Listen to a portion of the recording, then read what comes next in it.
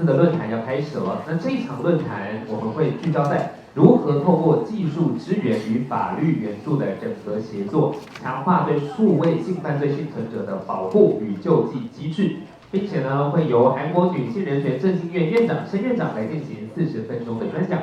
专讲之后呢，卫生福利部性影像处理中心主任刘宇主任也会一同来参与20分钟的语谈。那到时候我们也请与会的来宾发言前务必呢先举手，然后经过主持人同意之后再请发言。那也请记得使用身旁的麦克风。那么接下来呢，我们就要有请长青国际法律事务所顾问律师、现代妇女基金会董事王如璇律师来为我们主持本场次的论坛。欢迎王律师。Okay, thank you. Welcome back to this session. In this session, I think we also discuss about the technology for the 18 agenda-based violence. I think we are honored to have invited Flora Shin, Dr. Shin, the speakers. I think she have made a significant contribution to the issue of technology for the 18 agenda-based violence. Okay, she holds a PhD in public administration from Sun-King Kwan University and a master's degree in public policy from Yonsei University. She has served as the president of Women's Human Rights Institute of Korea, named WHRIK, a public agency under the Ministry of the Gender Equality and Family of the Republic of Korea. In this capacity, she leads national initiatives aimed at preventing gender-based violence and ensuring the protection and recovery of the survivors. Prior to her current leadership, she serves as a member of the National Assembly of the Republic of Korea. During her 4-year tenure on the Gender Equality and Family Committee, she spearheaded the enactment of the Framework Act on Youth and was instrumental in strengthening the legislative framework to combat violence against women. Her work has been pivotal in designing and overseeing politics that safeguard the rights of the women and girls, especially leveraging her extensive legislative and policy expertise. She now guided WHRIK as the national coordinating body for responding to the technology facilitated gender-based violence and all forms of violence against women. She remains deeply committed to protesting international cooperation and advancing survivor-centered support systems to empower women both domestically and globally. Now, let's welcome her speech with applause.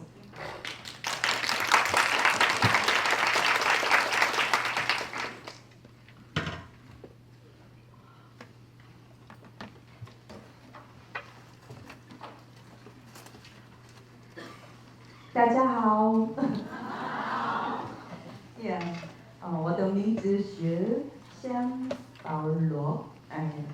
안녕하십니까. 저는 한국여성인권진흥원 원장 신보라입니다. 저는 오늘 TFGBV, 일명 기술기반 젠더폭력, 디지털 성범죄 피해자들의 일상회복을 위한 한국의 사법, 기술 지원 체계를 중심으로 대응 모델을 소개하고자 합니다. 오늘 38 여성대회를 맞아서 이렇게 진행되고 있는데요. 최근에 인공지능 등의 가속화되는 기술 개발 속에서 어떻게 보면 여성폭력 피해자들은 더 취약한 피해를 입고 있다라는 생각이 듭니다. 그러한 부분을 한국에서는 어떻게 극복해가고 대응하고 있는지를 여러분께 소개해드리는 시간이 될 것 같습니다. 오늘 소개를 하기 위해서 이게 영어 PPT이다 보니까 몇 개 관련한 기관의 약어에 대해서 간략하게 말씀드리겠습니다. 제가 일하고 있는 한국여성인권진흥원은 WHRIK라는 약어로 표현될 거고요. 그 다음에 저희 WHRIK 안에 있는 디지털 성범죄 피해자 지원센터는 NCDSCR로 표현될 겁니다. 그리고 경찰청은 KNPA로 표현될 거고요. 호주의 eSafety와 같은 온라인 플랫폼에 대한 규제 기관의 역할을 하는 기관은 KMCSC라는 약어로 표현이 될 겁니다. 여러분께서 프레젠테이션에서 그 약어를 보시면 주요 기능들을 알 수 있을 것 같습니다. 제게 주어진 시간이 40분으로 알고 있는데요. 지금이 3시 15분이기 때문에 20분가량은 우리 기관과 그 다음에 NCD-SCR에 대한 소개, 그리고 한국의 디지털 성범죄 주요 현황, 그리고 한국에서 이 디지털 성범죄에 대응하기 위한 사법적 기반, 그 다음에 제도적 기반에 대해 소개해드리고, 나머지 20분 정도는 한국의 디지털 성범죄 피해자 지원 체계에 대해서 말씀드리도록 하겠습니다.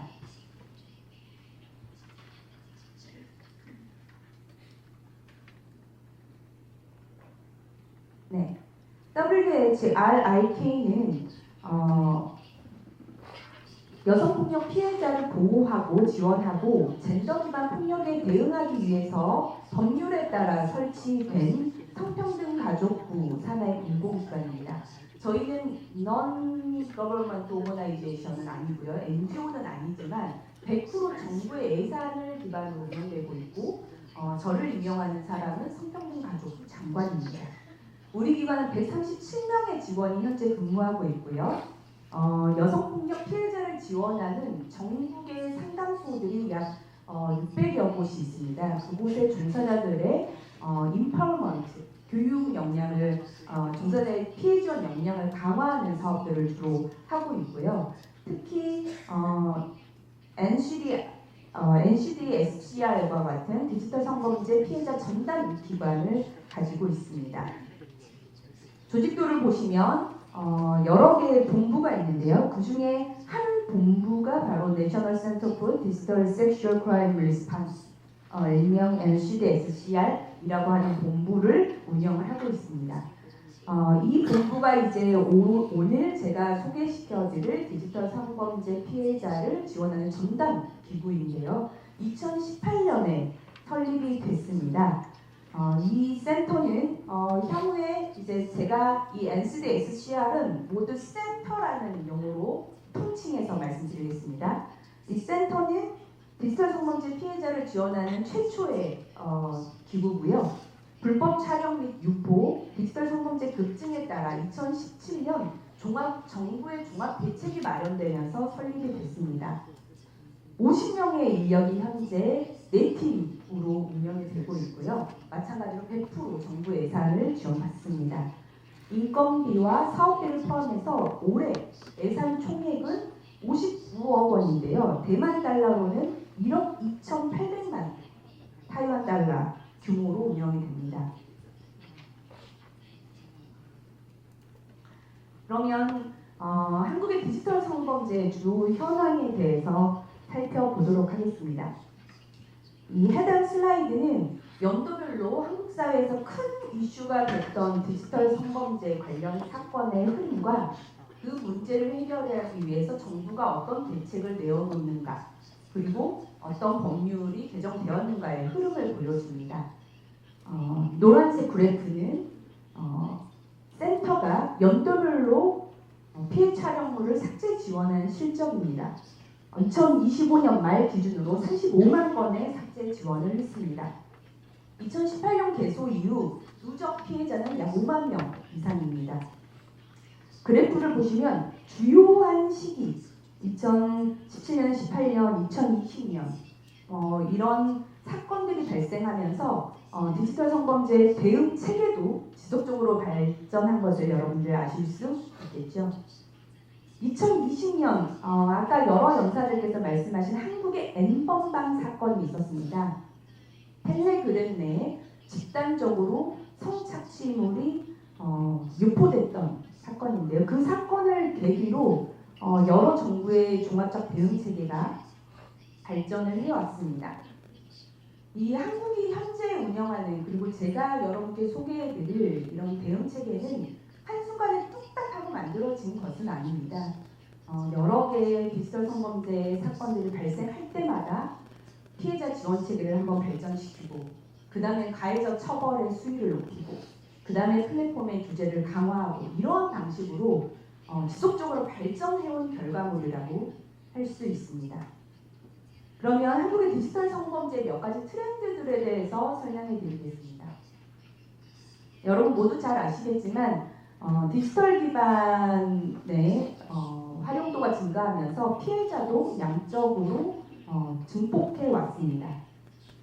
주요 그래프를 보시면 피해자는 2018년 대비 2024년에는 약 8배가 증가를 했고요. 그리고 디지털 성범죄의 주요 피해자는 한국에선 여전히 여성임을 확인할 수 있습니다. 제가 오늘 공개해드린 모든 데이터는 저희 그 NCDSCR 센터의 피해 지원 데이터이고요. 저희는 모든 전국적 피해자를 대상으로 하기 때문에 일정하게 공식적으로 공표되는 데이터라고 할 수 있습니다. 두 번째로는 합성 편집 피해가 급증하고 있다는 점입니다. 여기서 두 번째 부분 딥페이크 어뷰즈라고 표현되는 이게 저희 기관에서 데이터화하고 있는 합성 편집 피해, 일명 이제 딥페이크 피해인데요. 보시면 아시겠지만 불법 촬영 피해, illegal filming은 전년 대비 42.9% 증가한 반면에 합성 편집 피해는 전년 대비 227.4%가량 증가했습니다. 이 합성 편집 피해는 딥페이크, AI를 활용한 어떤 이미지 변형, 여러 형태를 말하는데요. AI 기술이 성착취에 악용되면서 디지털 성범죄의 규모를 키우고 있다. 이렇게 진단할 수 있겠습니다. 세 번째는 아동 청소년의 피해가 급증하고 있다는 것입니다. 10대 피해자는요, 지난 4년간 약 7배 급증했습니다. 특히 청소년들이 주로 사용하는 채팅 앱, 소셜미디어, 메신저 앱 등에서 가해자가 친근함을 표시하면서 다가가서 어떤 관계를 형성하다가 이제 성착취를 직접 촬영하도록 협박하거나 성폭력으로 이어지는 등의 그런 이제 온라인 그루밍 문제가 한국 사회에서는 심각한 문제로 대두가 된 바 있습니다. 성적 촬영물, 피해 촬영물의 유포도 문제지만 그러한 유포가 요새는 개인정보까지 함께 동반해서 유출되고 있다는 점이 문제로 대두되고 있습니다. AI 기술이 여러 딥페이크랄지 성적 합성물을 자유롭게 만들기도 하지만 개인의 중요한 정보를 수집하는 도구로도 악용되고 있는 것입니다. 보시면 센터가 2014년 삭제 지원한 총 건수의 25.9%는 개인정보가 함께 유출된 사례였고요. 유출된 개인정보 중에서 네임, 성명이 54,888건으로 가장 많았습니다. 센터가 지원한 다수의 지원 사례에서 피해자들은 본인의 성적 촬영물의 유포뿐만이 아니라 실명, 학교 및 직장과 같은 소속, 그리고 소셜미디어 계정, 거주 지역 정보 등까지 함께 유포돼서 심한 불안을 호소하는 것으로 나타났습니다. 여러 단위로 오늘 강연에서 지적됐지만 디지털 성폭력은 국내외를 가리지 않고 있고 국내외로 여러 확산이 되고 있는 것이 피해자 이칠 권리를 보장하는 데 저해되고 있는 상황입니다. 삭제 지원 과정에서 저희가 한 26,000개가 넘는 불법 성인 사이트들을 모니터링하고 있는데요. 이 중에서 95.4%는 국외 플랫폼으로 조사되고 있고 그 중에서 약 70%는 서버가 미국에 소재하고 있는 것으로 저희가 파악하고 있습니다. 그래서 한국에서 NCDSCR 우리 센터는 미국과의 협력을 통해서 삭제 완료를 높이기 위해 많은 노력을 기울이고 있습니다. 최근 한국에서 굉장히 이제 충격적인 사건이 발생해서 한국의 제도적, 정책적 역량을 강화해 온 시기가 있었는데요. 바로 딥페이크 성범죄 피해자 사건입니다. 텔레그램, 디스코드라고 하는 표현되는 것들이 이제 폐쇄형 SNS인데요. 그 폐쇄형 SNS에서는 비밀 그룹방 같은 것들을 자유롭게 만들 수 있고 그 비밀 그룹방 안에서 성착취물을 공유하고 판매하는 행위들이 다수 발견이 된 겁니다. 문제는 이 가해자들이 그 비밀그룹 안에서 성착취물을 공유하고 판매하는 이런 행위들을 모두 게임처럼 즐겼다는 점에서 사회적으로 큰 문제가 됐고요. 가해자들은 자신의 지인, 동료 여성들을 어떤 피해의 대상으로 삼았다는 점에서 사회적으로 큰 충격을 줬습니다. 그리고 10대, 20대의 가해자와 피해자가 다수를 이뤘다는 점에서도 문제가 컸는데요. 이러한 문제들 때문에 최근에 한국에서는 중고등학교를 졸업하게 되면 졸업 사진 같은 걸 찍잖아요. 대만에서도 졸업 앨범 같은 거 만드시나요? 예? 하지만 한국에서는 요새 졸업 앨범을 만들려고 하지 않습니다. 왜냐하면 졸업 앨범이 딥페이크나 성적 착취물에 악용되는 사례로 이어졌기 때문입니다. 그렇습니다. 보시면 이 실제 2024년 8월을 기점으로 딥페이크 문제가 사회적으로 심각하게 벌어지면서 경찰청도 이 성착취물에 대한 가해자 집단 검거를 하겠다는 발표를 하게 됐고요. 그 이후 발생한 가해자 검거 건수 그리고 센터로 인입된 피해자 수의 수치입니다. 왼쪽 표를 보시면 아까 말씀드렸던 KNPA 경찰청 데이터인데요. 전체 사이버 성폭력 중에서 딥페이크 범죄가 차지하는 비중이 왼쪽이 사이버 성폭력 전체 그 중에서 딥페이크 성범죄 사건에 관한 가해자 수입니다. 비중이 굉장히 크죠. 제일 밑에 보시면 이제 검거된 숫자, 가해자 숫자인데 1,438명 중에 10대가 61.8%입니다. 10대가 가해자입니다. 그리고 20대가 30.8%로 나왔죠. 마찬가지로 오른쪽 표를 보시면 저희 센터가 지원한 피해자 수도 전년 대비 2배 이상 증가를 했는데 가해자 인원만큼 피해자 수도 증가를 했고요. 피해자도 10대가 46.4%, 20대가 45.9%로 나타났습니다. 딥페이크 성범죄의 피해자, 가해자 모두 거의 90% 가까이 10대, 20대에 집중되어 있는 것이 큰 특징이라 할 수 있습니다. 다음으로는 한국이 이러한 디지털 성범죄에 어떻게 대응해 오는가에 관한 사법적, 정부적 프레임워크에 대해서 자세히 설명을 드리겠습니다. 디지털 성범죄에 대한 대응에 있어서의 법적 기반은 크게 세 가지입니다. 첫 번째는 피해자에 대한 보호 지원의 방향. 두 번째는 가해자에 대한 수사와 처벌. 세 번째는 온라인 플랫폼에 대한 교육입니다.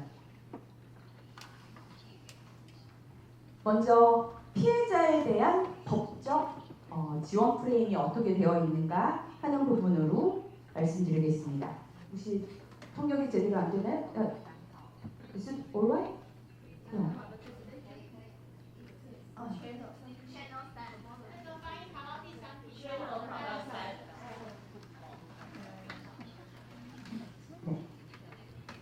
피해자에 대한 보호 지원은 이 성폭력 방지 및 피해자 보호 등에 관한 법률에서 명확히 정의하고 있습니다.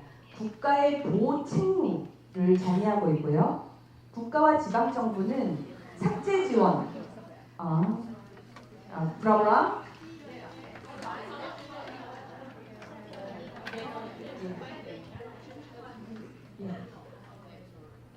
네, 국가와 지방정부는 삭제 지원, 상담, 수사, 재판 지원, 피해 회복 등의 모든 종합적인 보호 조치를 피해자에게 제공할 의무가 있다라고 하는 내용을 명시하고 있고요.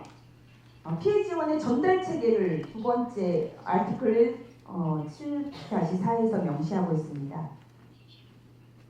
그리고 이 전달 체계에 따라서 NCDSCR 중앙 디지털 성범죄 피해자 지원센터와 지역센터의 규정을 이곳에서 하고 있습니다. 그래서 이 법에 따라서 NCDSR 우리 센터는 법적으로 규정되어 있는 명실상부한 법적 기관입니다. 그리고 삭제 지원 범위와 폭넓은 신고인에 대한 규정이 있습니다. 삭제 지원 범위는 불법 촬영물, 딥페이크 합성물, 아동 청소년 성착취물, 피해자 신상 정보에 이르기까지를 모두 다 삭제 지원하도록 하고 있습니다. 그런데 이제 불법 촬영물이나 비동의 촬영물 같은 경우는 피해자의 신고가 있어야만 삭제 지원을 하거든요. 근데 아동 청소년 성착취물의 경우에는 명확히 판별했을 때 대상이 아동 청소년이라면 그 이미지는 신고인이 없어도 선제적으로 삭제할 수 있도록 법이 명시하고 있습니다. 그리고 피해자 본인, 가족, 변호사, 상담소 등 지정 대리인이 삭제 지원을 신청할 수 있도록 폭넓게 신고인을 규정하고 있고요. 마지막으로는 이 비용을 그럼 삭제 지원하는 비용은 누가 부담하느냐? 국가가 선부담하고 대신 가해자에게 구상권을 청구해서 받을 수 있도록 법적으로 규정하고 있습니다. 다음으로는 가해자 처벌과 관련한 법적 프레임입니다. 이곳은 크게 두 가지 법률이 있는데요. 하나는 성폭력, 범죄, 처벌 등에 대한 특별법과 그 다음에 아동, 청소년 성보호에 관한 법률입니다. 성폭력 범죄에 관한 특별법 안에는 오프라인 성폭력으로 발생하는 폭력에 대한 처벌 규정도 있지만 특별하게 온라인 성폭력에 대한 처벌 규정을 이제 폭넓게 규정하고 있습니다. 그래서 성적 불법 촬영물과 관련한 처벌 규정은 사실 디지털 성범죄가 계속 사건들이 발생할 때마다 형벌이 계속 강화되는 방향으로 추진이 있는데요. 그런데 이 법이 만들어지는 초반에는 영리적 목적으로 판매하거나 제작하는 범죄만 형사처벌했다면 지금은 단순 소지, 단순 시청도 형사처벌하도록 법이 강화됐습니다. 그리고 딥페이크 성범죄가 발생하면서는 딥페이크 부분도 형사처벌하는 법으로 강화됐고요. 아동 청소년 성보호에 관한 법률 같은 경우는 아동 청소년의 성착취 목적대화, 아까 말씀드린 것처럼 아동 청소년의 성착취 피해가 증가하고 있는데 그 증가하는 플랫폼이 어디냐? 주로는 SNS, 소셜미디어, 채팅 앱들이다. 거기야 온라인상에서 벌어지는 성착취를 목적으로 하는 대화도 불법으로 규정하고 그것이 발각되면 처벌하도록 그렇게 법이 개정됐습니다. 그리고 아동 청소년에 대해서는 경찰의 위장 수사도 허용합니다. 세 번째로는 온라인 플랫폼에 대한 규율입니다.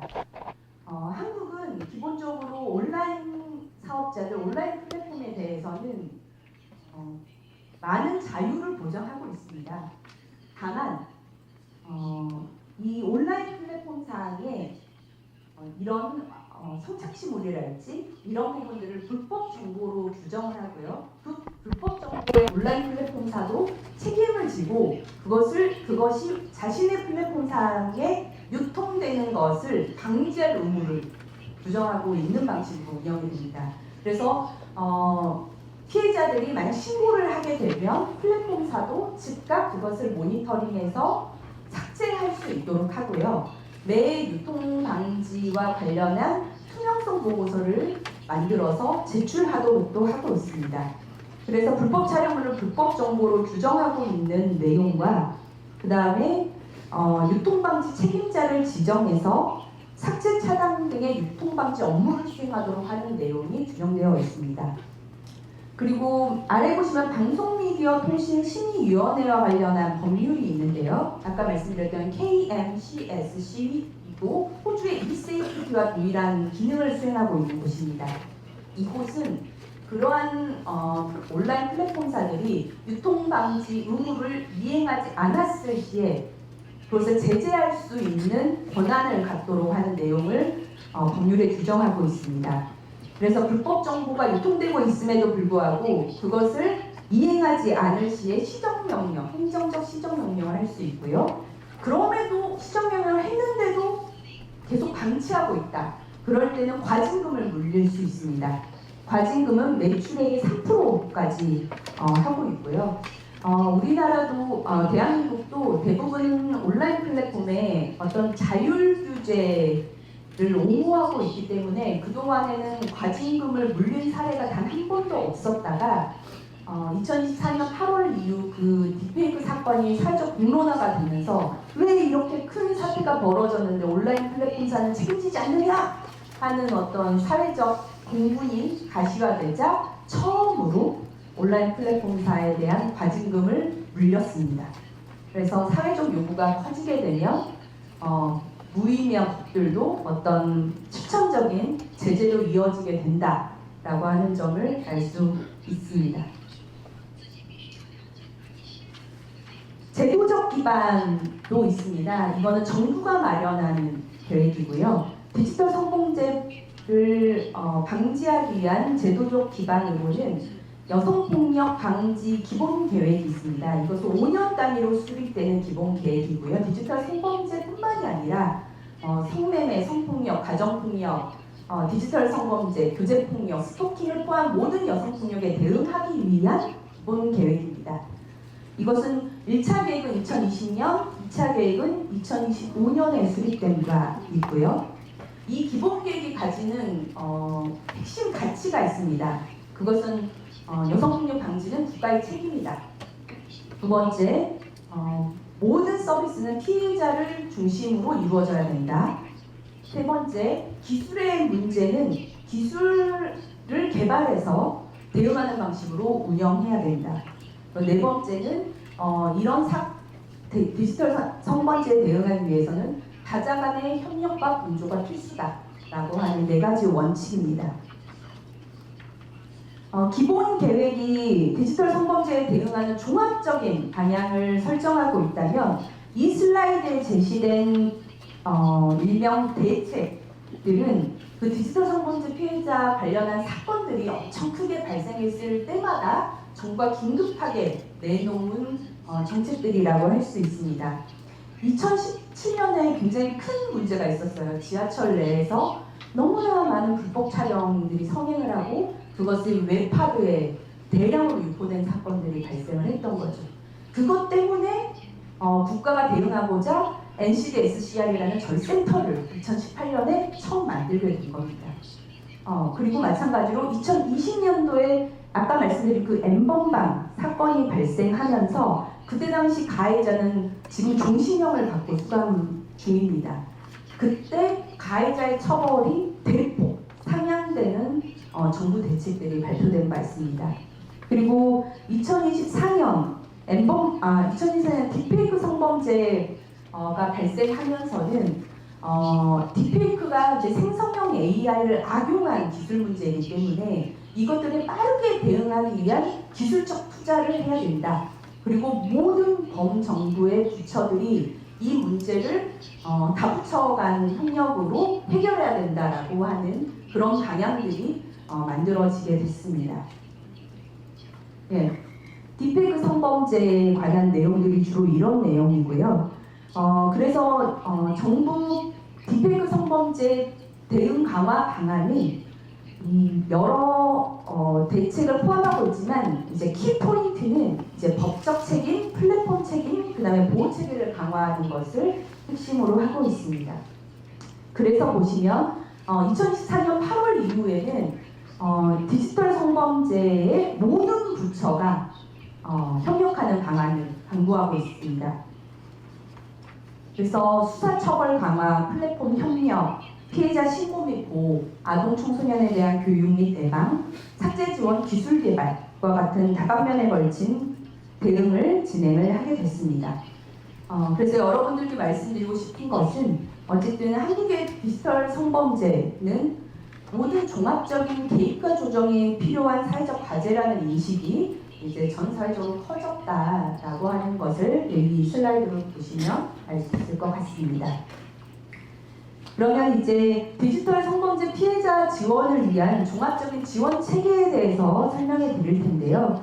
이거는 NCD-SCR 중앙 이제 센터를 중심으로 해서 어떻게 피해자를 지원하고 또 다른 기관과는 어떻게 협력해서 가해자를 검거하고 또 국제 협력을 해 나가는지에 대한 내용들을 자세히 설명하도록 하겠습니다. 디지털 성범죄 피해자 지원에 있어서 지향하는 핵심 가치는 원스톱 통합입니다. 지금 대만, 말레이시아 여러 사례에서 원스톱 통합에 대한 말씀들을 많이 해주셨는데요. 한국도 피해자를 중심으로 한 원스톱 통합 체계를 지향하고 있습니다. 피해자를 중심으로 접수, 지원, 피해 회복에 이르는 모든 과정을 한 곳에서 종합적으로 이루어지게 하자는 것이 이 계획의 목표이고요.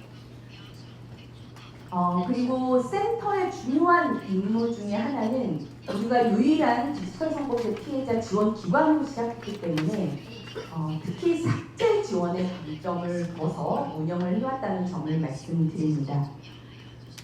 최근에 여러 형태의 이제 생성형 AI, 디지털 기술의 발전들이 있는데 이런 피해를 조장하고 있는 디지털 기술에 대응하기 위해서는 기술의 문제는 기술로서 해결해야 된다라고 하는 기조를 가지고 저희 센터는 삭제 지원을 위한 특화된 기술 시스템을 개발하고 보유하고 운영해 왔습니다. 바로 크게 4가지 이제 시스템인데요. 첫 번째는 AI 기반의 디지털 성범죄 삭제 지원 시스템입니다. 이 시스템은 2020년도에 개발이 돼서 점차 계속 기술을 고도화해서 디지털 성범죄 피해 촬영물에 대응하는 핵심 시스템입니다. 24시간 해외 불법 성인 사이트들에 유포된 촬영물을 상시 크롤링해서 연간 300만 건 이상을 탐지하고 있고요. 이미지 분석, DNA 기반의 콘텐츠를 매칭해서 성착취물을 식별해내고 그 식별 정확도는 99.99%입니다. 두 번째는 이 삭제 지원 시스템을 최근 더 고도화해서 원스톱 통합 지원 시스템으로 지금 고도화를 했는데요.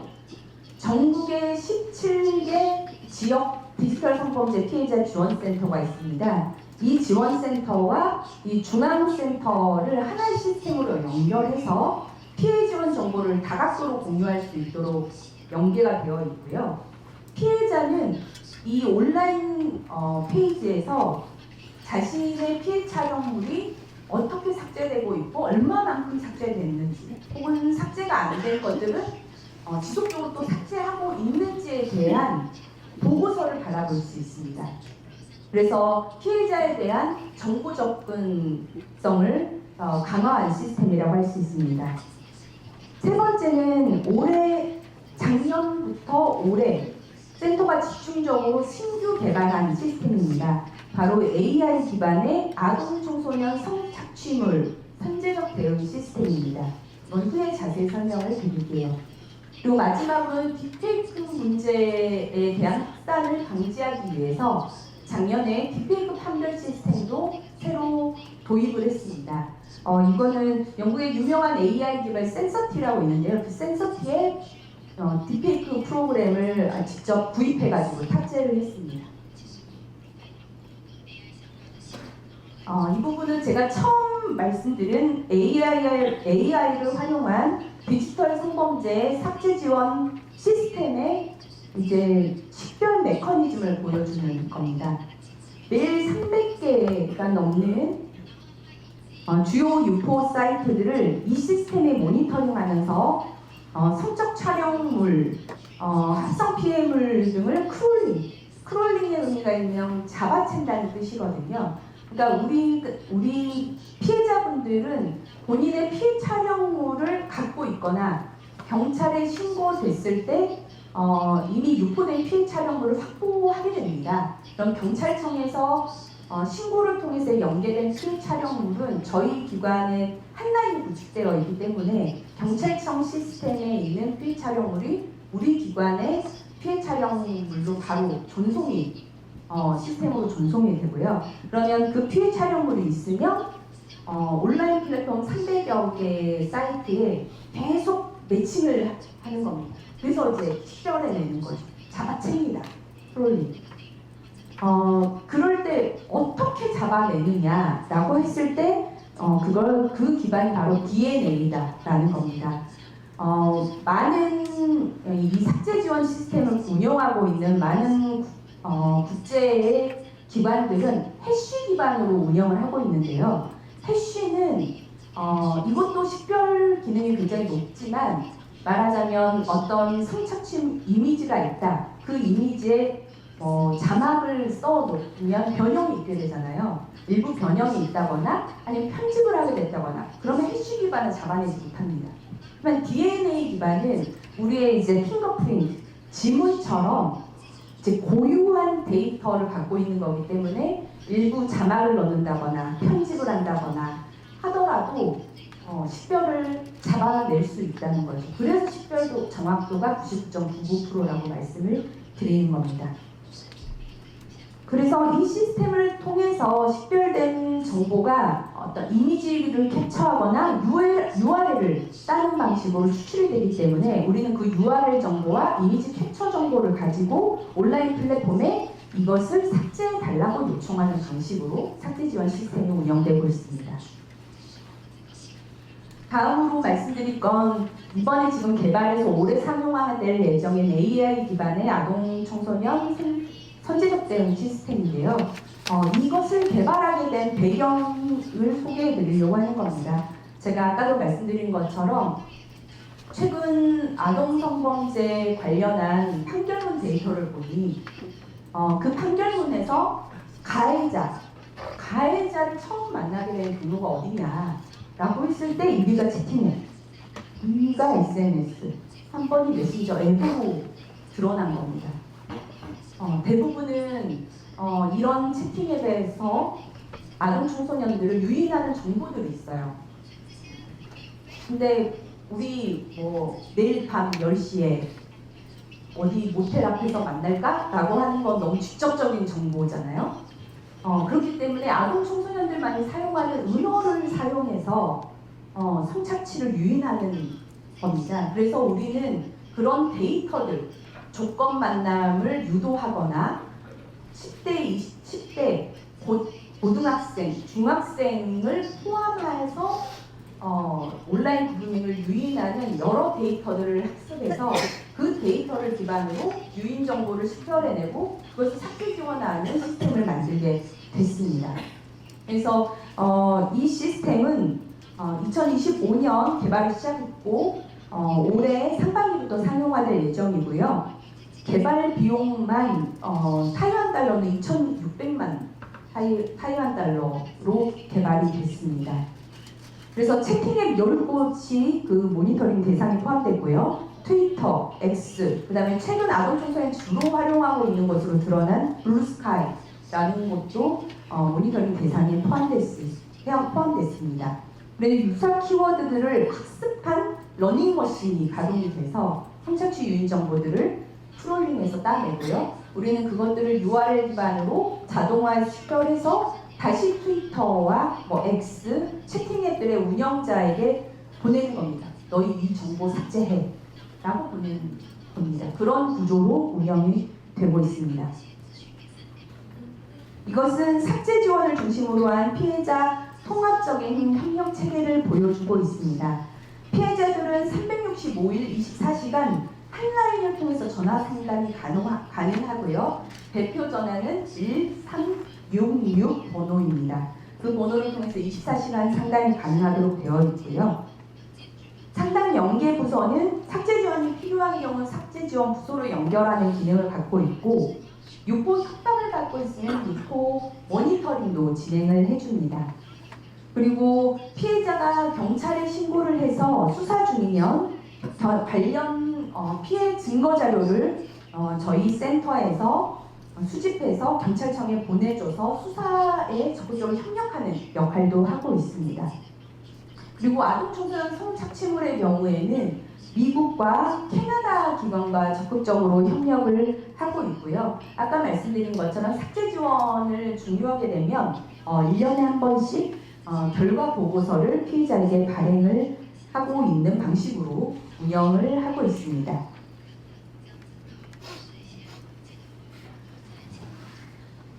디지털 성범죄에 있어서 많은 부처와 많은 기관들과 정부기관들과 협력을 하고 있지만 가장 크게는 경찰청, KMPA 그리고 KNCSC 방송통신심의위원회와 가장 긴밀히 협력하고 있다고 볼 수 있습니다. 왜냐하면 경찰청은 그러한 성착취물 유포하는 가해자가 그 성착취물이 유포되는 사이트의 운영자를 검거하는 데 핵심적인 역할을 하기 때문이죠. 그리고 방송통신심의위원회 KMCSC는 온라인 플랫폼을 규제하는 권한을 갖고 있는 기관이기 때문에 이 두 기관과 센터의 협력은 매우 중요합니다. 특히 우리가 이 세 기관이 공통적으로 운영하고 있는 시스템이 있습니다. 바로 퍼블릭 DNA 데이터베이스인데요. 피해자 신고를 기반으로 축적된 성착취물은 이 데이터베이스에 보관해서 온라인 플랫폼사라면 이 데이터에 있는 성착취물은 발견 즉시 삭제하도록 공유를 하고 있는 것입니다. 그리고 우리 센터는 경찰청에 여러 피해자의 디지털 피해 증거들을 제공하면서 수사에 협력하는 역할도 하고 있고요. 유포 사이트들, 불법 사이트들은 수사 요청을 하는 역할도 합니다. 그리고 센터는 KNCSC에는 이 불법 온라인 매체들에 대해서는 아예 한국 내에서 그 홈페이지가 열람되지 않도록 차단하는 조치를 요청할 수 있습니다. 그리고 이 KMCSC는 그런 권한을 갖고 있습니다. 만약 불법 정보를 대량으로 유포하고 있는 사이트면 한국 내에서 아예 보이지 않도록 차단하는 조치를 실제 할 수 있습니다.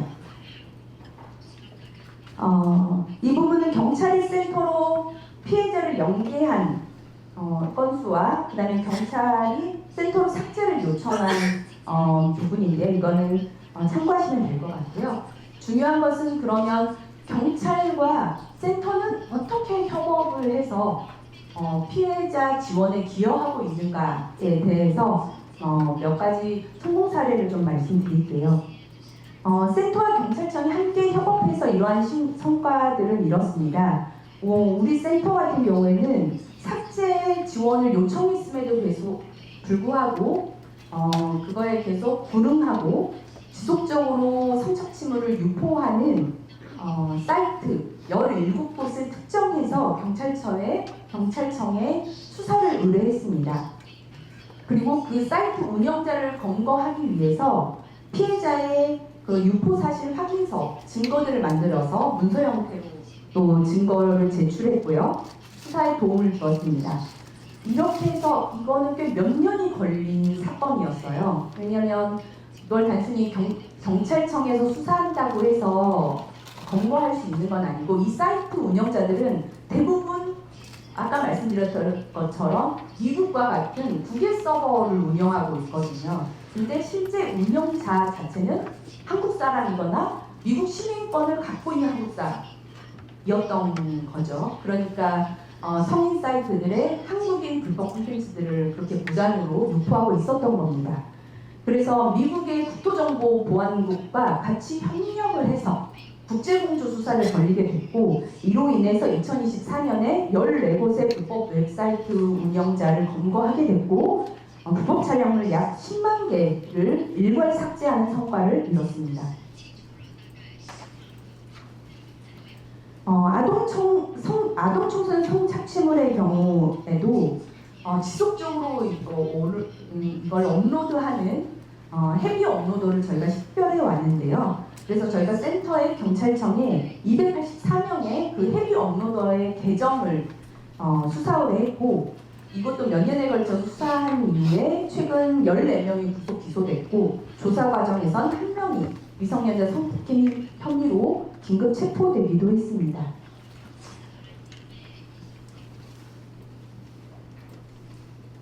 네. 그리고 국제협력도 열심히 하고 있는데요. 미국의 NCNEC라고 미국의 아동학대 방지 기관이 있습니다. 이 기관도 우리 기관과 비슷하게 미국 내 아동 성착취물에 대한 삭제 삭제 권한을 갖고 있는 국가기관으로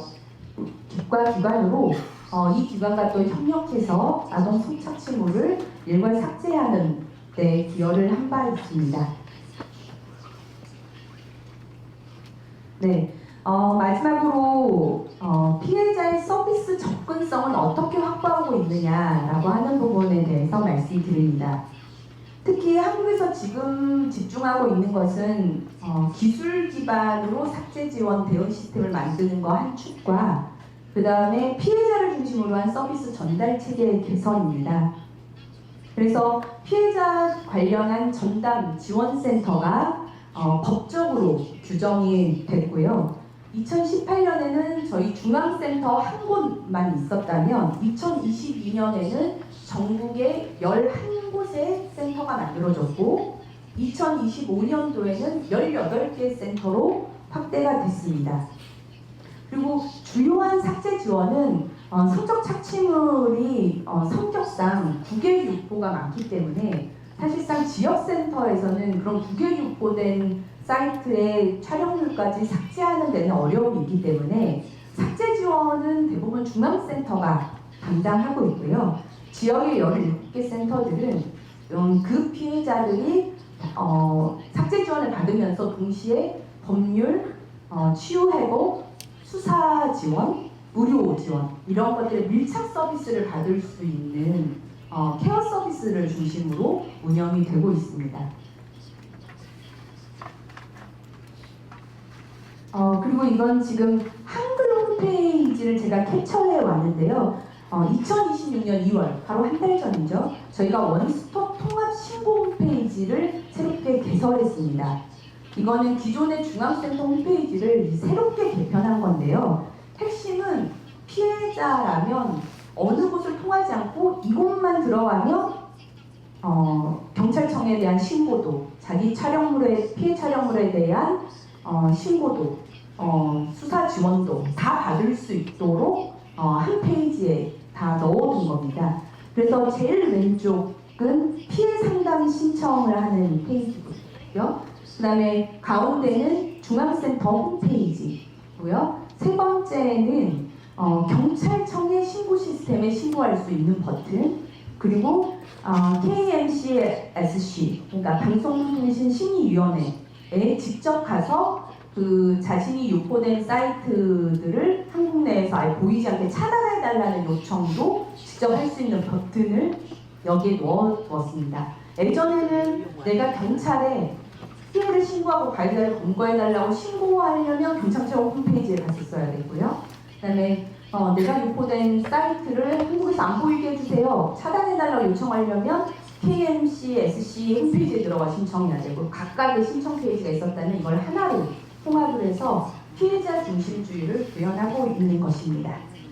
네, 여기까지 말씀드렸습니다. 네, 디지털 성범죄에 관련한 한국의 대응 모델을 소개해 드렸는데요.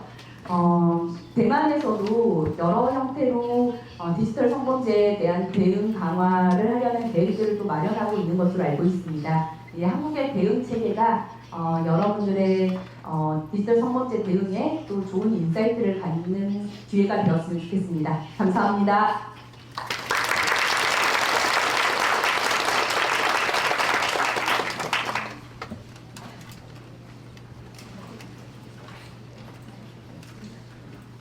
Okay, thank you.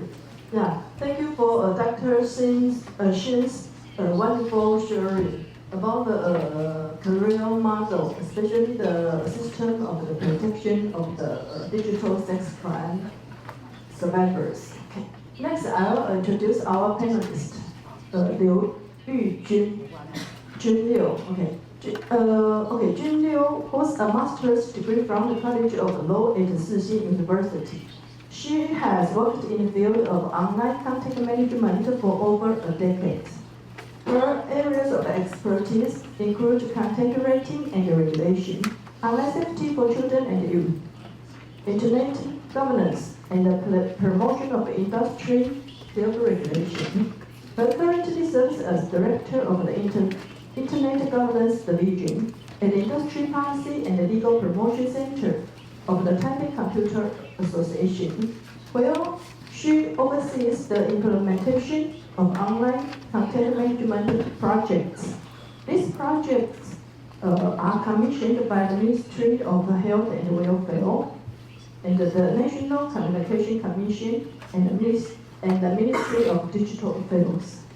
She previously assisted the Industrial Development Administration of the Ministry of Economic Affairs in overseeing online game content rating, complaint handling, and regulatory management. From 2017 to January 2025, she serves as Deputy Executive Director of the IWIN Internet Content Protection Agency, where she was responsible for handling complaints regarding online content harmful to children and youth, establishing and guiding industry self-regulation among online platform operators, and promoting online safety for minors. In 2023, she also served as Project Director of the Sexual Image Processing Center under the Department of Protective Services, Ministry of Health and Welfare, overseeing the handling of non-consensual image cases. Now, let's welcome her response with applause. Here.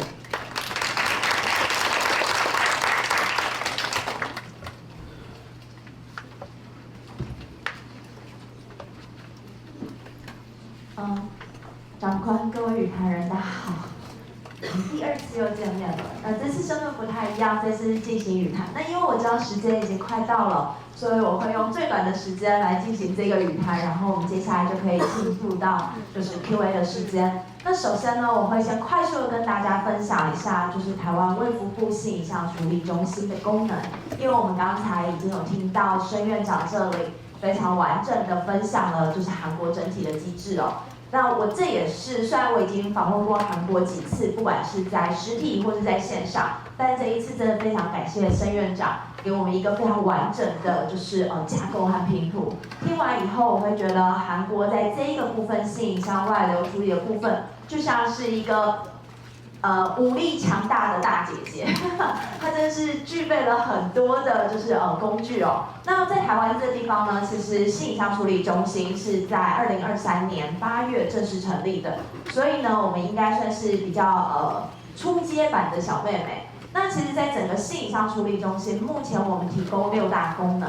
第一大功能呢是法规上面的咨询服务，因为在台湾现在目前是有5部法令来支撑我们性影像相关的法律。那当然包含了我国的刑法、性侵害犯罪防治法、儿少性剥削、犯保法以及家暴法这个5部法律哦。所以对于被害人来讲呢，他其实很难很快速的，就是可以理解哪一条法律可以帮助到他。所以我们的团队这里有提供就是法规的咨询。 第二个部分呢，虽然我们没有像就是申院长韩国这个地方可以全面的协助警方来做所谓的证据保存，但我们在这里我们会去协助所有的被害人，教导他们应该要怎么做好证据保存，再去报警的时候才不会少掉一些东西，或是导致警方在追缉的时候可能材料不足哦。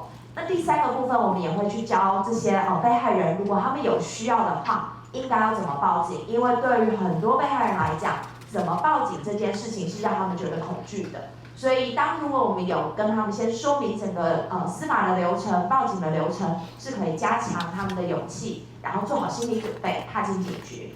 第4个是我们最重要的功能，我们沟通所有的境内、境外平台去做移除下架的动作。 也就是说，在台湾，任何一个被害人，不论你今天是儿少或是成年人，你的性影像如果外流在任何一个网站上，只要你能拿到这一个连结，给我们 URL， 我们的团队一定会竭尽全力协助大家去沟通这些平台做移除下架。那等一下会跟大家分享一下我们在去年的下架率哦。那最后2个部分是，因为很多影像它被外流以后，很多被害人。 他是会遭受到所谓的陌生骚扰的，他影像被人家看到了，就会很多陌生人来骚扰他。所以呢，我们会去协助这些被害人，教他们怎么去提高他们社群的一些隐私设定，让他们的就是即时通讯软体，还有让他们社群软体不要那么容易被这些陌生人就可以就是突破，然后来骚扰他们，让他们可以回到比较正常的生活。另外，我们也有提供就是类似韩国这样子的一个防御计划，就是在儿少还有成年人各自有一支计划，可以来协助被害人。如果你的影像还没有被散布出去，然后参加这次计划，是可以有机会把这个影像被就是在部分的特定合作平台上面，然后不会被散布出来这样子。最后呢，因为我们的团队并不是社工团队哦，那我们团队主要是在做就是沟通联系的。所以，如果假设今天会有就是咨商或社工的需求，卫福部保护司这里有提供我们就是相关的清单，我们都可以转介给被害人。那我们的就是上班时间跟韩国一样，365天全年无休。但因为我们是小妹妹，所以呢，我们没有24小时，我们只有早上9点到晚上10点。但是在这个没有上班的时间呢，都可以到我们的官网填写表单。我们隔天早上有同仁上班，我们就会立即做对应的联系。那接下来我快速的分享一下，就是我们这里就是在去年一整年度的一些比较重要的数据哦。在我们的团队里面，这里截获影像有被外流的被害人，女性是59.9%，那大概就是60%。男性是40.1%，所以这也呼应了前面几个讲者有特别提到的，其实并不是单纯只有女性的影像会被外流，其实男性也越来越多。但比较特别的一个点哦，是因为刚才就是念轩老师，然后还有佩玲老师都有特别提到，同志族群的男性的影像被外流比例非常高，但在我们这里的数字40.1%里面。绝大多数都是异性恋的，而非同志族群。这里的男性以异性恋者为主，因为同志族群仍旧还是会有出柜的议题，所以对于性影像处理中心要来找我们帮助，他们还在观望哦，没有就是这么放心的来找我们。那再来呢，就是报警比例，这也是很值得跟大家分享的。现在就是愿意报警的，已经报警的是在去年是54.3%，那不愿意报警的是45.7%。那为什么它会特别呢？最主要原因是在2024年的时候，愿意报警的只有43%，不到一半。但在去年的时候已经突破一半，54.3%，所以显然可以发现，台湾现在民众对于影像被外流这件事情，他报警的意愿，然后还有那个勇气，其实是有逐步提高的。那我们在去年一整年呢，我们处理的就是整个相关影像有被外流的案件，它的网址是6688个，被害人是1640个。那在成年人是790人，儿少是850人。所以在整个性影像处理中心里面，我们收到可被辨识的，就是被害人还是未成年略高，但是其实在就是2024年的时候，成年人还是比较多的那个比例，所以比例上面有点就是变化。那在网址移除，我们的处理成功率是92.4%。那在2024年的时候，我们的处理成功率是89.11%。那至于没有办法移除的，也就是说平台业者不愿意配合移除下架的，那都会透过县市政府社会局这里评估，觉得有重大危害的，那就会直接做所谓的 DNSRPZ 封网这样子的一个动作。所以基本上每一个有被外流的影像都是有受到一定妥适的处理哦。那在这地方也呼应一下，就是韩国这边，他们刚才有提到，他们绝大多数的网站都是在境外。那在台湾这里呢，我们处理的这6688件呢，98%全部都是在境外的平台，而不是在台湾本土的平台哦。那最后呢，就是也可以跟大家分享一下，刚才有特别跟大家提到，如果没有被处理掉，就不愿意移除下架的。那台湾的地方县市政府这里是可以发就是封网这样子的命令，从112年到现在，目前封网的就是网站大概有接近大概350个，就是这样子的一个平台和网站。好，那接下来呢，我们就进入到就是快速跟大家分享一下，刚才就是申院长这里有提到韩国的一些机制哦，其实我们可以看到韩国的机制跟台湾的机制呢，其实有相似的地方，也有不一样的地方。其实，在相似的地方是我们可以提供的一些服务，核心功能是相同的，包含了我们提供被害者的就是支援的服务，包含了咨询。那当然，韩国这里更是一条龙哦，包含它所谓的可能社工啊、咨商啊都一起。那在台湾这个地方的话，它其实社工咨商是会由另外一个单位来做协助。那再来第二个部分的话，是我们都处理所谓的内容移除下架，因为这对被害人性影像的被害人来讲，这是最重要的。那第三个部分呢，为了能移除下架，所以我们其实都跟这些大型平台业者，还有很多的网络平台业者建立合作的机制。那最后也都跟警政有保持所谓的合作关系哦。但是在警政的保持合作关系，毕竟我们现在还只是一个初阶的小妹妹哦，还不像他们这样子是一个就是功能齐全的就是大姐姐。所以其实我们现在台湾性影像处理中心跟警政这里的合作还是属于一个平行单位，我们中间并没有太多，不管是技术上面或沟通上面，或是资料抛接上面，并没有这种直接的通道。我们都还是用一个就是可能是私下沟通，或是说还是必须要请被害人直接去跟警政这里做报警，在证据移转上面也没有办法，就是由性影像处理中心这边就可以直接抛转给警政，或警政这里就直接把被害人的状况抛转给性影像处理中心，其实目前都还没有办法做到。那我想这也是未来我们有机会可以就是在跟韩国学习的地方哦。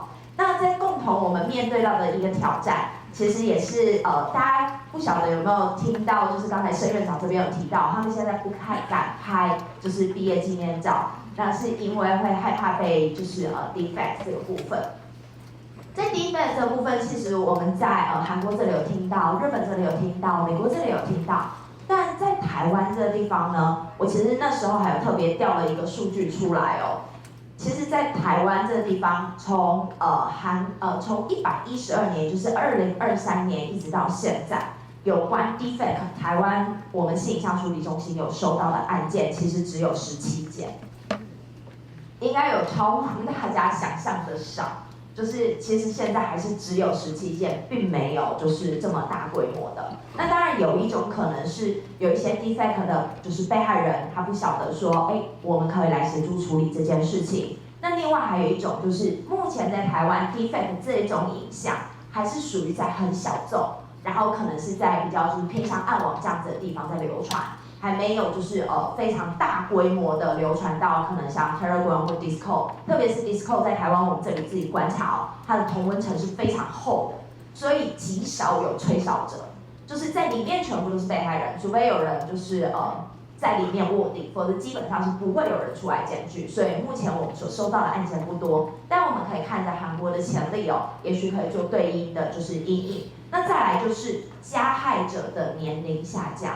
其实大家都会想象，今天可能会是一个成年人对于一个未成年这样子的一个犯罪，但事实上我们看到的很多都会是同龄的，或甚至未成年对成年者的犯罪，例如家内偷拍，或是在学校里面去拍老师，这种偷拍老师的，其实在我们这边其实也是不算少见，但没有到是绝大多数，但它也不算是少见哦。所以在这个部分的话，可能大家都会面临到就是相同趋势的一个挑战。那今天真的很高兴有机会可以跟就是申院长这里一起就是做一个交流。我觉得也许未来我们台湾这里可以跟韩国有更多，大家可以看到韩国有非常多很厉害的技术哦。那现在台湾的卫福部保护司他们也在开发，就是主动搜寻儿少性剥削影像这样子的一个技术。也许未来有机会我们可以做一个技术上面的一个交流。那另外呢，当然也包含了我们对于儿少 defect 这些就是性影像的一些研究预防，然后还有教育宣导的部分。那最后我们觉得，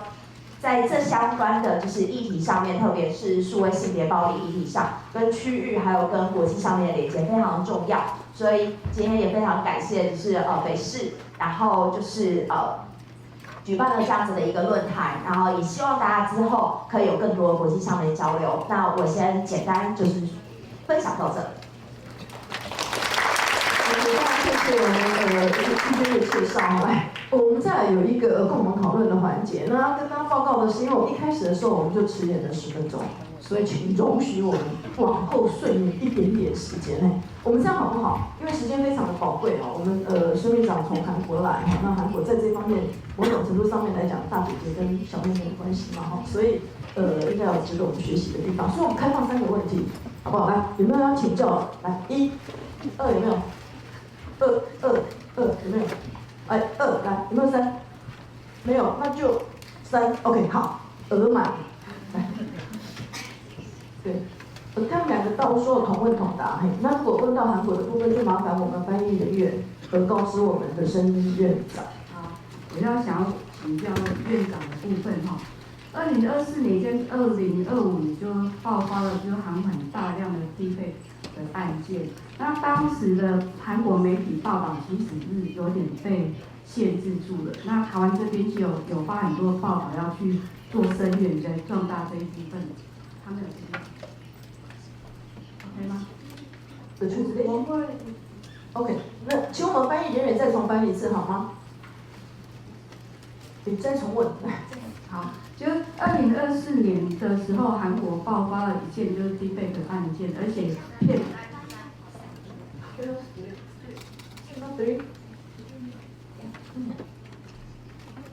Yes. OK， 然后遍布了很多韩国的学校。那当时在我们有收到讯息是韩国的媒体报道，其实被整个韩国政府压制。那台湾这边的媒体其实有声援，甚至我孩子在告诉我说，我也帮忙报道，然后让这件事情有更大的曝光。那后来我们发现很多加害人是属于学生的族群的部分，那我想问这件事情，后来韩国政府怎么去处理这件事情？还有之后怎么预防这件事情？因为这件事情在台湾未来有可能会发生所以我想请教这件事情。那另外想请教玉君的部分，其实我看到韩国非常羡慕，法条我们都有了那很羡慕的是他发展的四个 AI 的系统的部分，说真的台湾一个都没有。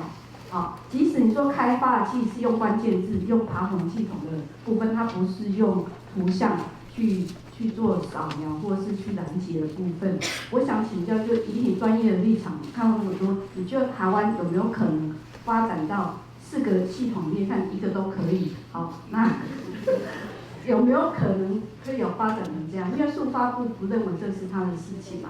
对，那所以想请教你。那另外也请问韩国教的说，这个系统是哪一个部门开发的？就这样OK， 好吧，我们是不是再请我们佩玲老师？好，我也是2个问题第一个问题就是说，因为刚刚提到那个主动 AI 可以主动巡查那我想确认一下，这个是只针对儿少吗？对于成年人这一块，因为台湾其实上只针对儿少是处理比较多。但是我们发现成人的被害人相关的这种资源跟法规的保护都是不够。那我想了解一下，在韩国对于这个成年人你们主动巡查这一块的状况。那第2个问题，我也是想问，如果我继续刚刚英秋的，如果韩国都已经开发了这么多的 AI， 这可能跟台湾合作吗？我们可不可以这样子快一点这个是问都可以，2位就可以对，我觉得这个技术上应该是没有跨国的问题。好，第3个问题。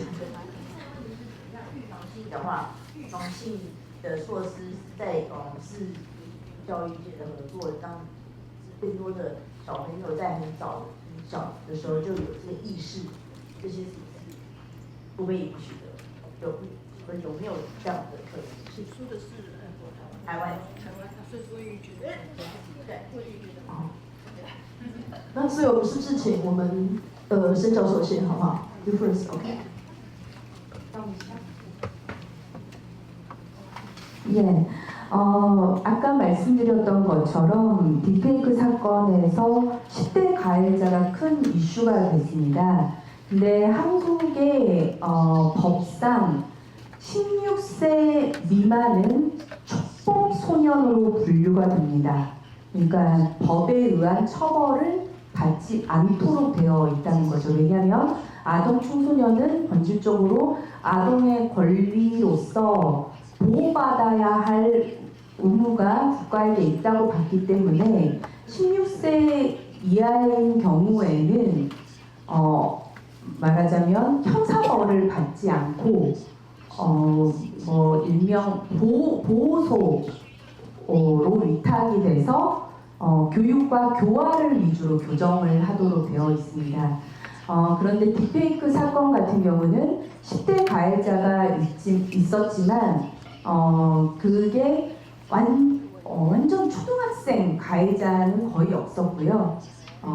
중학교 16세부터 18세, 19세가 훨씬 대부분을 차지했기 때문에 16세라고 하는 촉법에만 벗어나지 않은 사람들은 실제 강력한 처벌을 받기도 했습니다. 근데 다만 단순한 소지 같은 경우는 처음 있었던 일이라서 이제 교육 형태나 교화 형태로 이루어졌고, 하지만 영리를 목적으로 텔레그램이나 이런 것들을 활용해서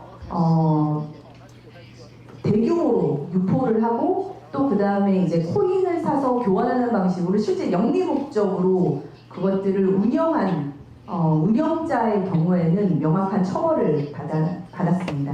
다만 말씀드렸던 것처럼 우리나라 형법상 아동은 16세 이하는 축법으로 분류되기 때문에 그 16세 미만의 가해자의 16세 미만의 가해자에 대해서는 한국에서도 이제 보호처분이라고 하는 것으로 교육을 하거나 이제 교육청과 교육부에 어쨌든 이런 사회적 문제가 된 학생들을 또 지도하고 교육하는 보호소가 있습니다. 그거에 대한 교육을 받는 형태로 이제 교화될 수 있도록 운영을 한다는 점을 말씀드리고요. 그 AI 기반의 시스템은 어디서 개발했느냐라는 질문을 하셨습니다. 이거는 과학기술정보통신부와 같이 협력을 했습니다. 왜냐하면 저희 기관은 기술 개발에 전문화된 단체가 아니죠. 당연히 그렇기 때문에 과학기술정보통신부와 함께 협업을 했고요. 그래서 기술 공모를 진행을 하게 됐고, 저희가 직접 개발한 것이 아니라 기술 시스템 개발 공모를 진행했고, 그래서 중견기업 이하의 기업들이 공모를 해서 저희가 경쟁 공모를 통해서 이 시스템을 개발하는 업체를 선정하는 방식으로 진행이 됐습니다. 그래서 삭제 지원 시스템은 그런 형태로 지금 개발이 이제 이미 된 거 운영을 하고 있는 거고요. 그 다음에 세 번째 말씀드린 아동 청소년에 대한 성착취 유인 정보를 식별하는 시스템.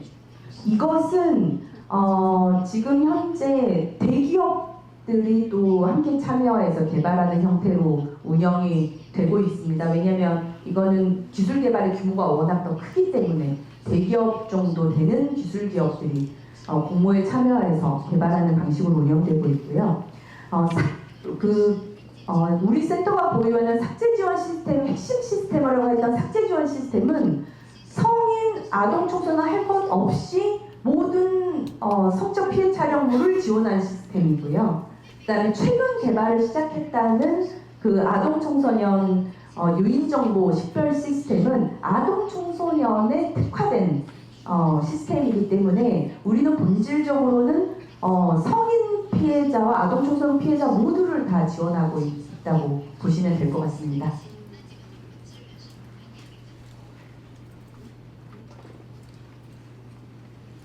好，谢谢应秋姐的提问。今天没有中央在场，我就我身份可以回答的地方来做回答哦。那首先要先说一下，现在目前卫福部保护司正在研究一个就是主动搜寻系统。那这个主动搜寻系统呢，它最主要的就是核心技术是关键字。那在这个地方也顺便回答一下，就佩玲老师的问题，它是不是以只有儿少为主而没有成年人？答案是只有儿少为主，那没有成年人。最主要的原因是因为在整个就是目前法规保护上面，儿少的性影像仍旧还是会是为最优先的。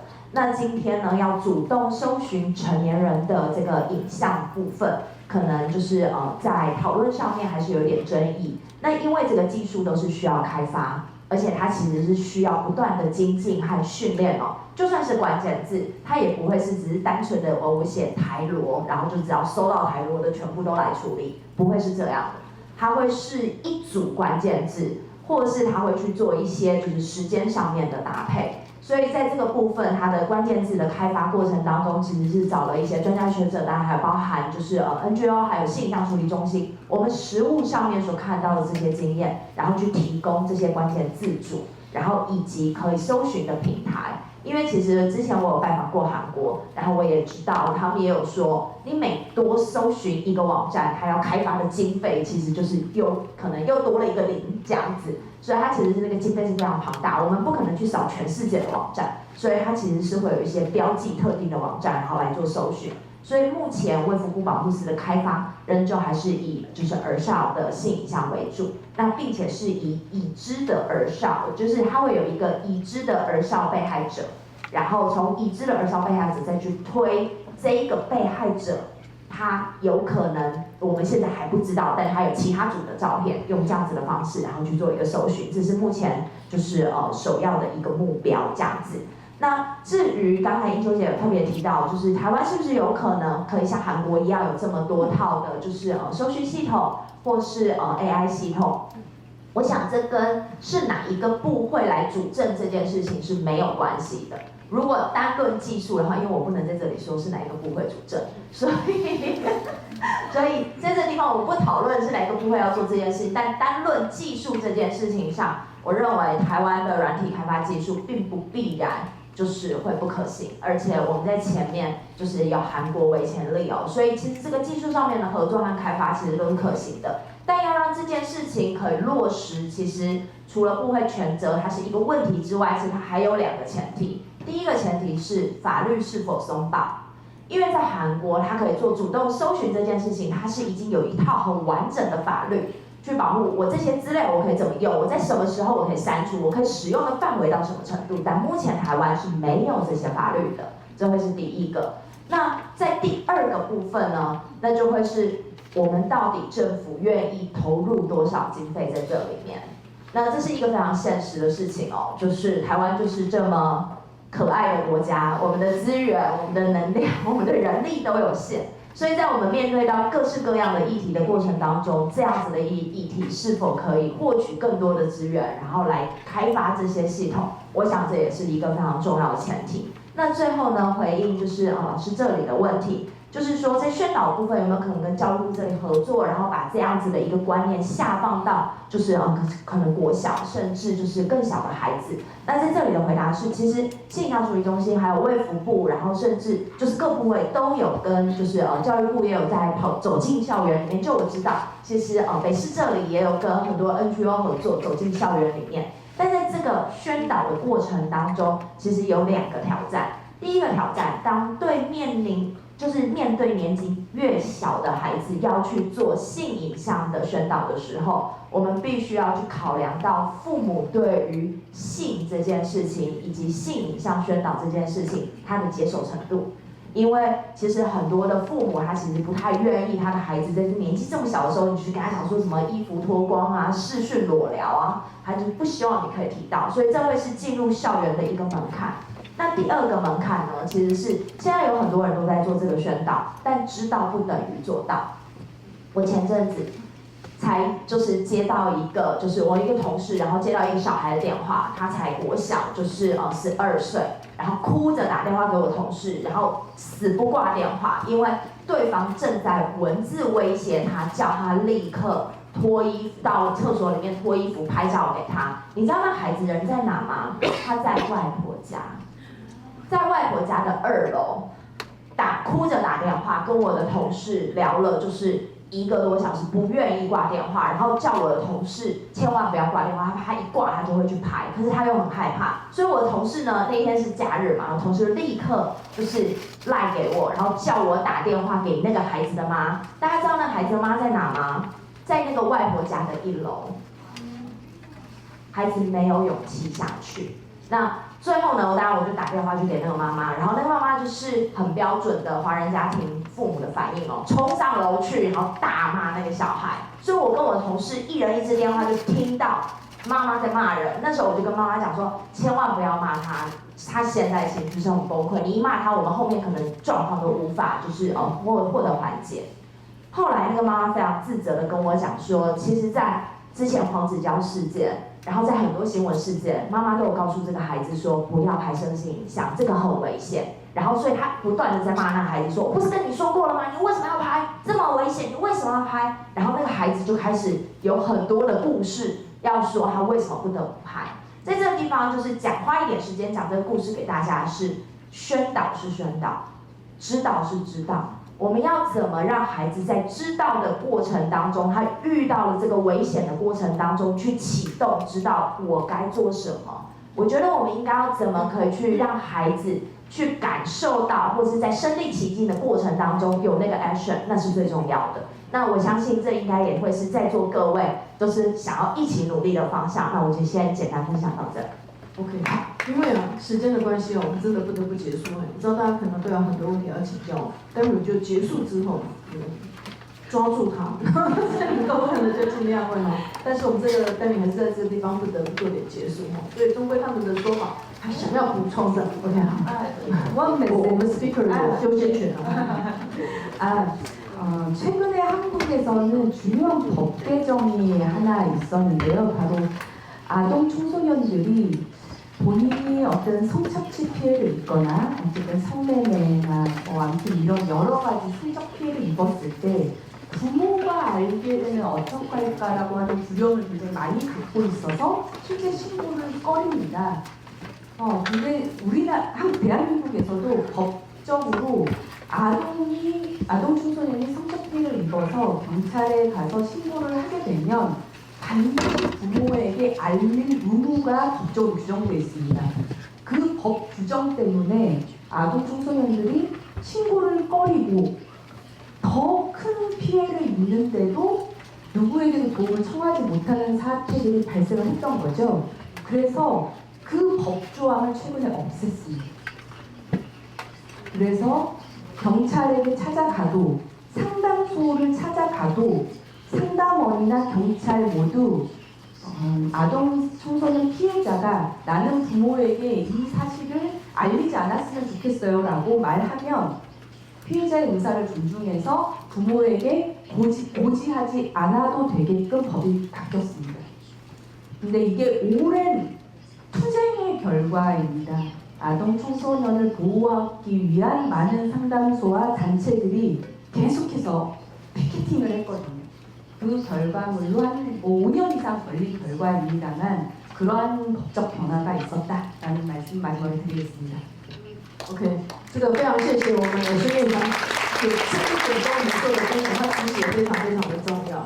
所以其实也不只是小孩子要受教育的问题，这父母本身可能也要被教育所以其实包括整个法律怎么样再做一些修正做一些补强，然后在侦探的侦查的这个技术就是调查或者是在巡逻的这个技术的加强甚至于到最后整个幸存者的保护的制度的完善这个都是我们将来台湾必须要努力的重要课题那今天非常谢谢我们的 speaker， 也非常谢谢我们的 panelist， 那更感谢各位这个都抽个时间来坐在这边是不是给自己一个掌声？谢谢大家。好，谢谢申院长带来精彩的演讲，也谢谢刘主任还有我们的王律师的主持。